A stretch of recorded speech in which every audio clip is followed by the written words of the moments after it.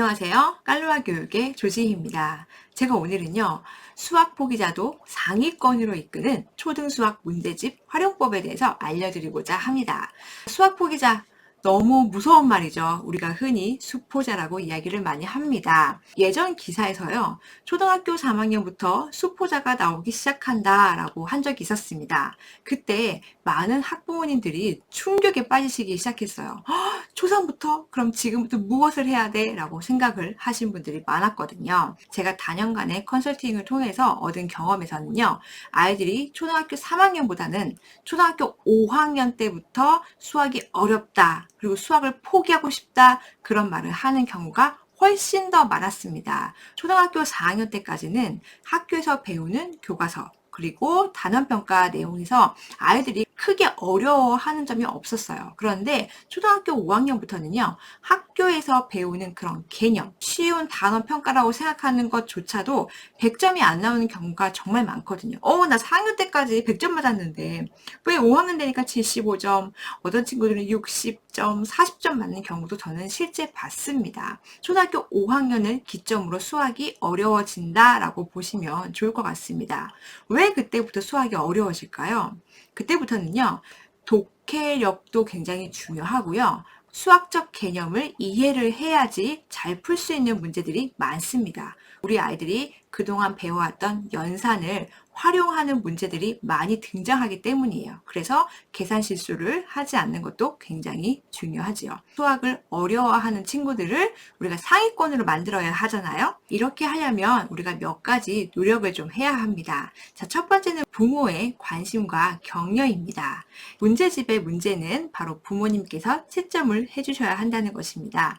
아이가 고학년이 될수록 부모님들께서도 수학 문제집 보기 싫으신가 봐요. 그러다 보니까 채점을 학원이나 과외 선생님께 맡기는 경우가 있고, 또는 아이에게 직접 하라고 하는 경우도 있습니다. 그렇게 하시면 안 됩니다.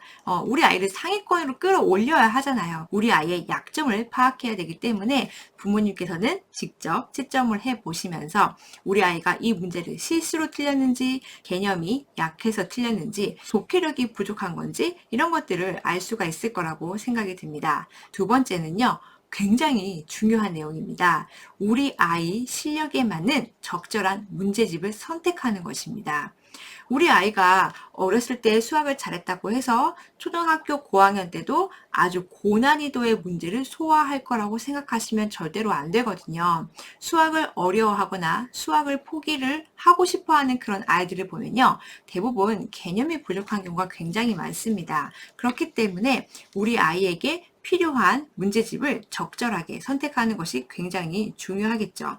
이것은요, 아이의 작은 성공 경험을 쌓을 수 있는 기회를 제공해 줄 수 있다는 게 가장 큰 장점인 것 같습니다. 왜냐? 수학 문제를 봤을 때 다 어려워요. 그러면 그냥 포기해버리고 싶거든요. 에이, 안 해. 나 하나도 몰라. 이렇게 돼버리는데, 문제를 쓱 훑어봤는데, 반 정도는 내가 좀 해볼만 하다라는 생각이 들거나, 이거는 내가 어디서 본 적이 있는데, 이 정도 문제는 나도 풀 수 있는데, 그런 마음이 들면요, 아이가 수학 문제를 조금씩 풀기 시작합니다. 그렇기 때문에 아주 쉬운 문제지만 다 맞추는 경험을 쌓을 수도 있고요. 어려운 문제만 풀다가 쉬운 문제를 풀다 보면요, 나도 할 수 있구나 라는 생각이 들 수도 있습니다. 적절한 난이도의 문제집을 선택하는 것 너무너무 중요하다고 볼 수 있습니다. 그 다음 필요한 것이 학습에 필요한 절대 시간이에요. 여유 있는 마음과 여유 있는 바로 그런 시간입니다.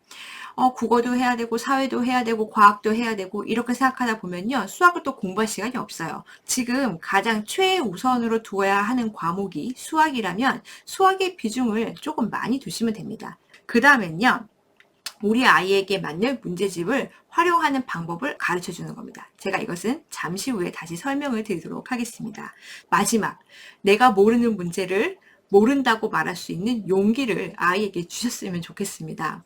수학은요, 자기 자신에게 굉장히 솔직해져야 되는 학문이라고 생각합니다. 그래야 문제를 해결할 수 있거든요. 내가 모르는 것이 무엇인지, 아는 것이 무엇인지 아이가 스스로 판단하게 하셔야 됩니다. 그리고 모르는 것은 부모님께나 선생님께 물어봤을 때 친절하게 가르쳐 주시면 좋을 것 같아요. 그래야 아이가 내가 모르는 거 물어봐도 되는구나 이렇게 용기가 생기거든요. 내가 어떤 문제들을 알고 몇 문제나 맞추는지 그것이 중요한 것이 아닙니다. 아이가 문제를 틀렸다는 것은 내 아이가 부족한 점을 찾았다라고 생각하시면 좋겠습니다.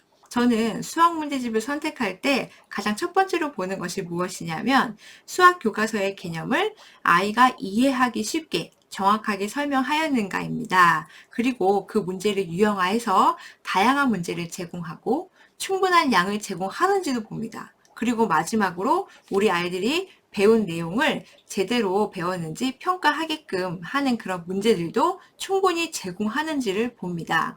그러다 보니까 문제집을 고를 때 굉장히 깐깐하게 되더라고요.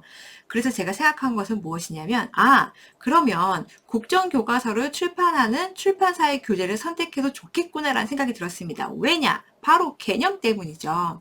그러다가 제가 알게 된 교재가 바로 개념 플러스 유형 교재입니다.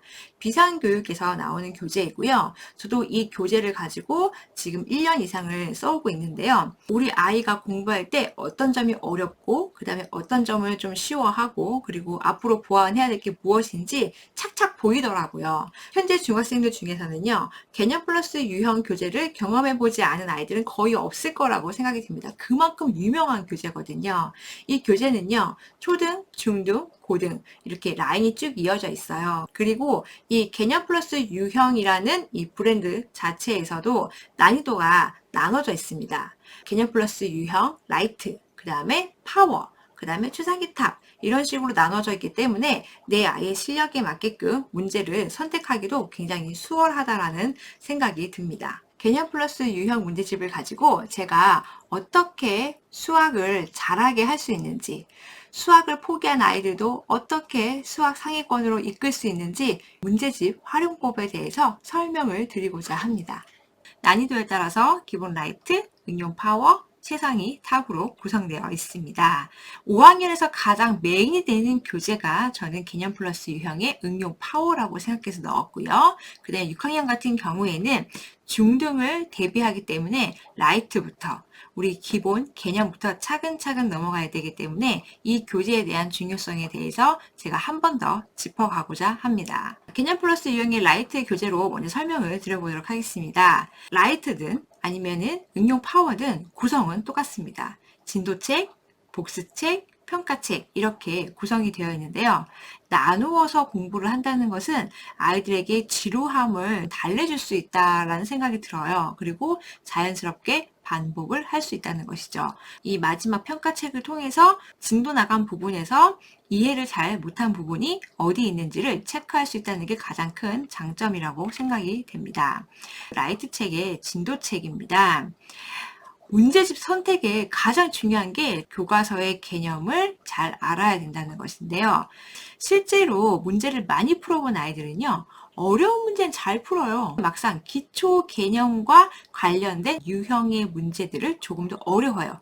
이 네모칸에 뭘 넣어야 할지 모르겠어요 라고 하는 부분이 있습니다. 이 개념을 정확하게 파악하는지 어떻게 아냐면요.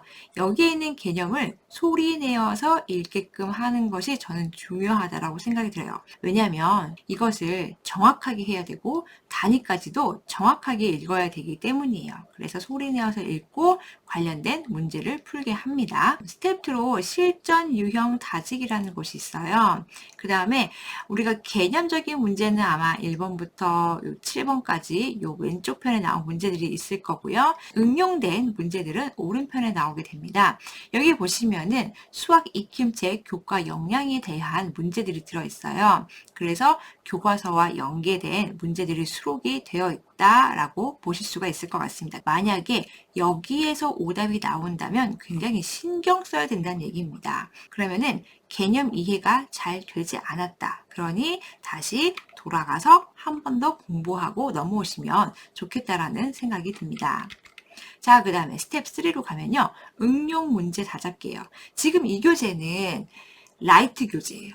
기본 개념사란 말이죠. 그런데 비상교육책의 특징이 있습니다. 개념서에서 기초적인 문제에서 그치는 것이 아니라 수학 익힘책에서 응용이 되는 문제까지도 유형화했다는 게 가장 큰 특징이에요. 예제 4번, 유제 4번 이렇게 있는데 예제 4번이 틀렸어요. 그러면 바로 유제 4번을 틀릴 수도 있고 맞을 수도 있지만 이럴 경우에는 같은 유형을 동시에 맞으면 다 이해했다라고 보시고요. 한 유형이 틀렸다라고 보면은 다시 한 번 더 짚고 넘어가야 된다라고 생각하시면 좋을 것 같습니다.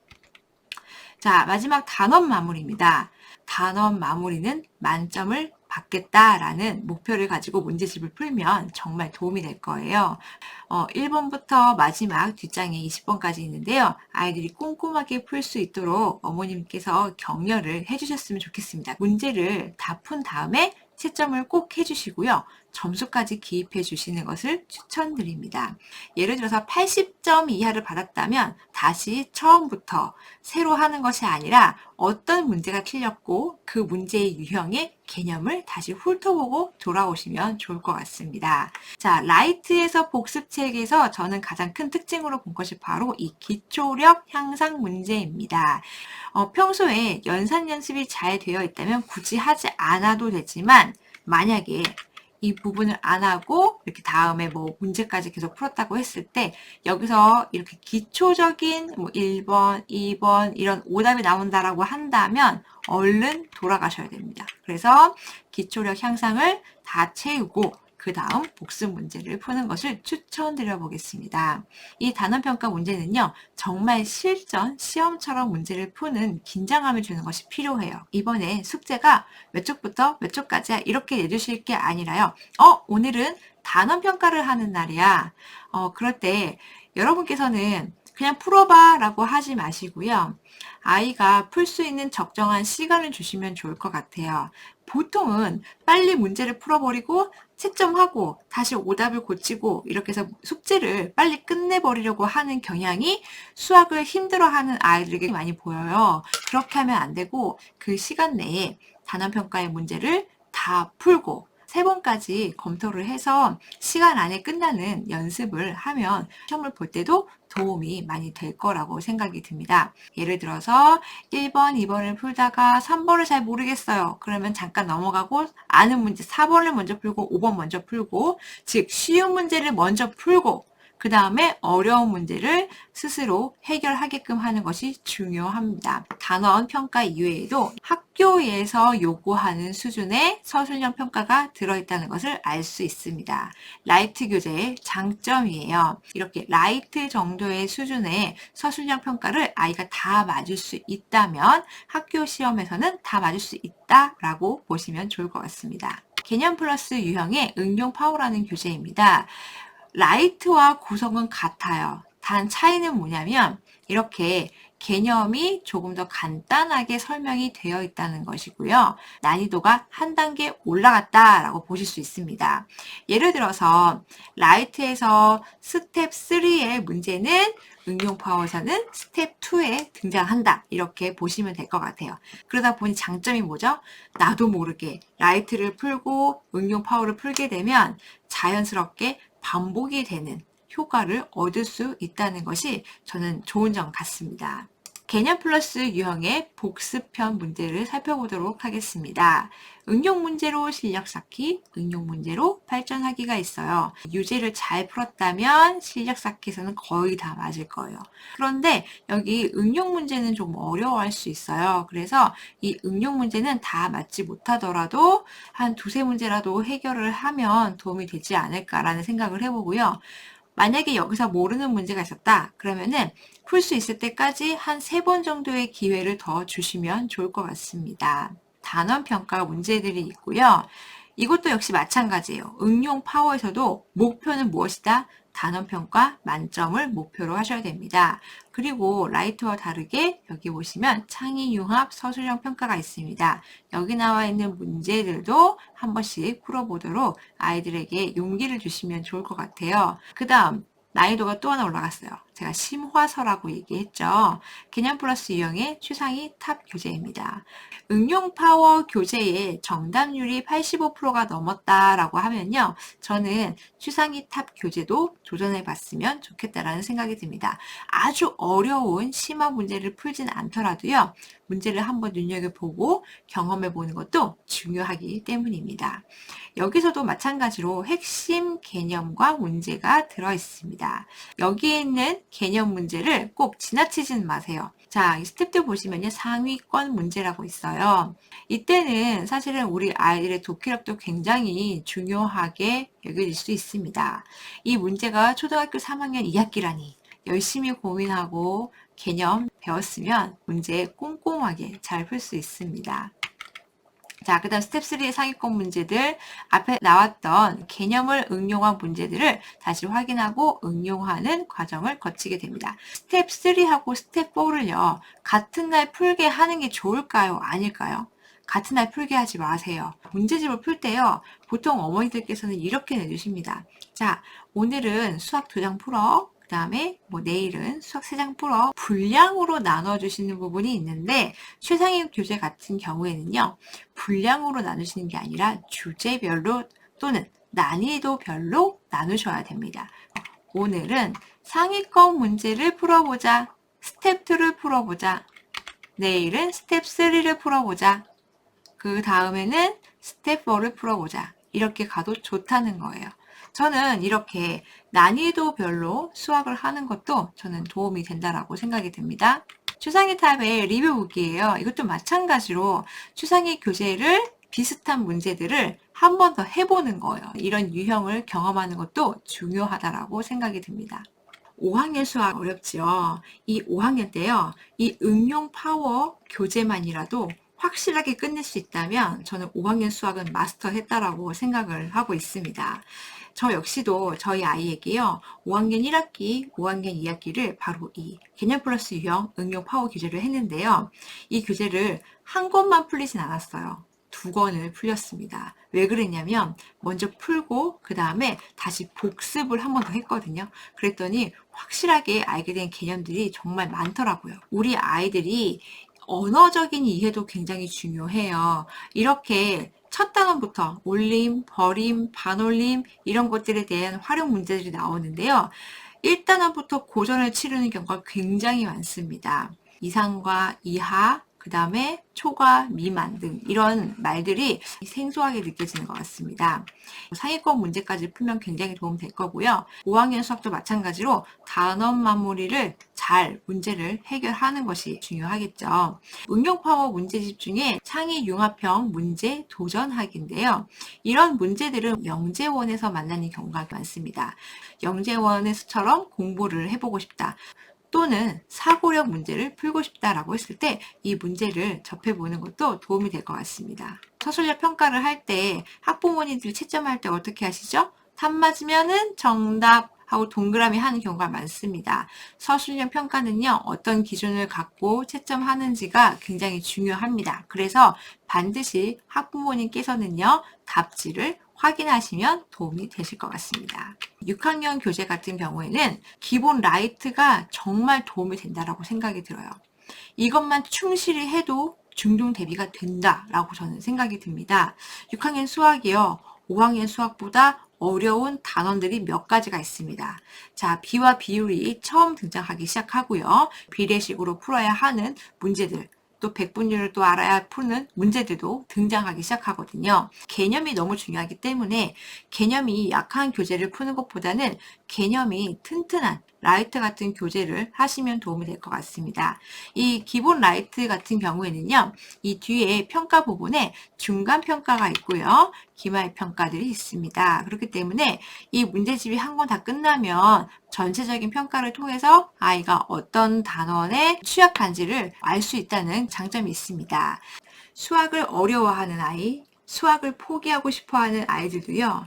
상위권으로 이끌 수 있습니다. 이렇게 적절한 문제집을 선택하고요. 이런 문제의 활용법을 통해서 우리 아이들이 나만의 공부법을 만들 수 있고 작은 성공 경험을 쌓다 보면 자연스럽게 수학을 좋아하고 수학을 잘하게 될 거라고 생각합니다. 초등학교 때 수학 포기하지 마세요. 누구나 노력하면 잘할 수 있습니다. 여러분께 응원을 드리고 싶습니다. 감사합니다.